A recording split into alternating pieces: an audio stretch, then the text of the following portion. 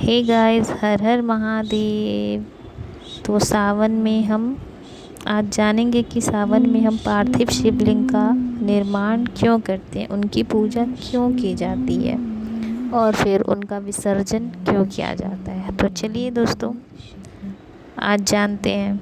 तो सावन में पार्थिव शिवलिंग का निर्माण और फिर विसर्जन बहुत ही श्रद्धा के साथ किया जाता है।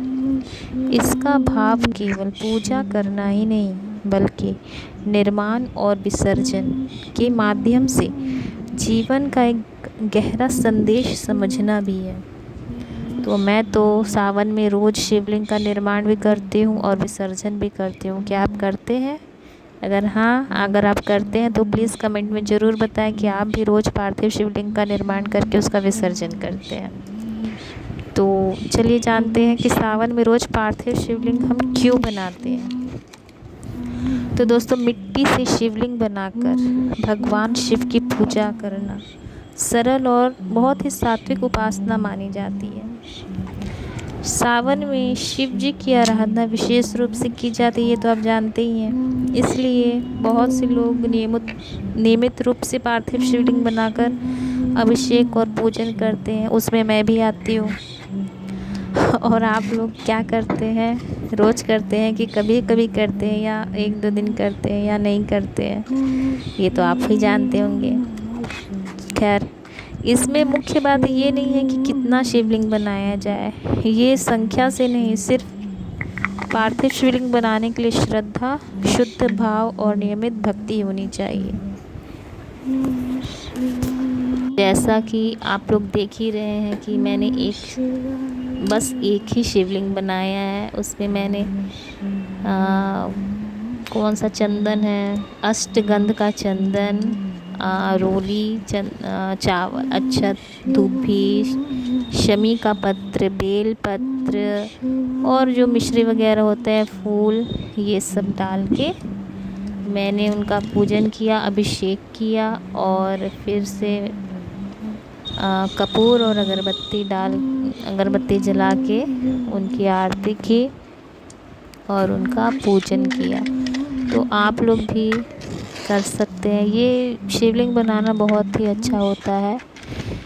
मुझे तो भाई मन की शांति मिलती है, पता नहीं क्यों मिलती है, इसलिए मैं रोज़ बनाती हूँ।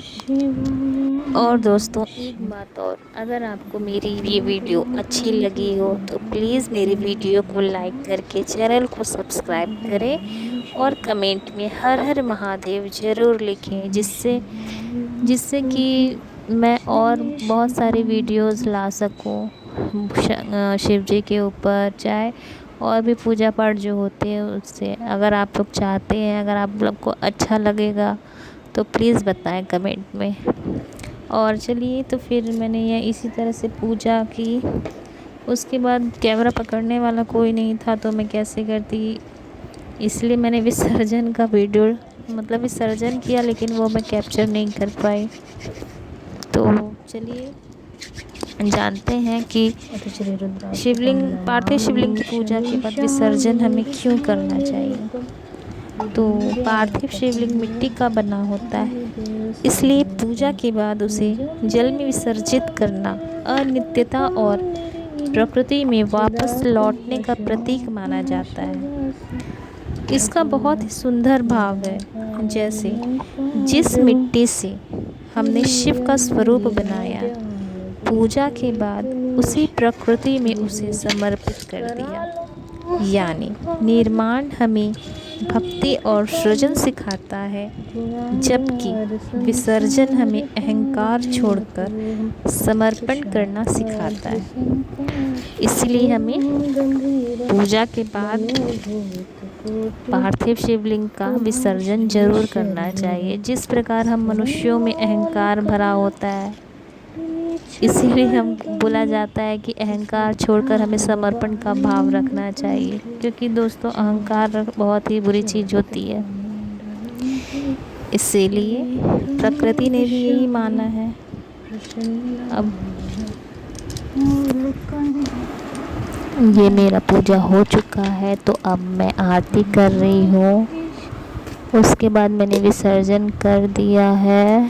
और मैं विसर्जन का वीडियो कैप्चर नहीं कर, इसका मुझे बहुत ही खेद है। मैं उनको प्रणाम कर रही हूँ। हर हर महादेव, जय शिव शंभू।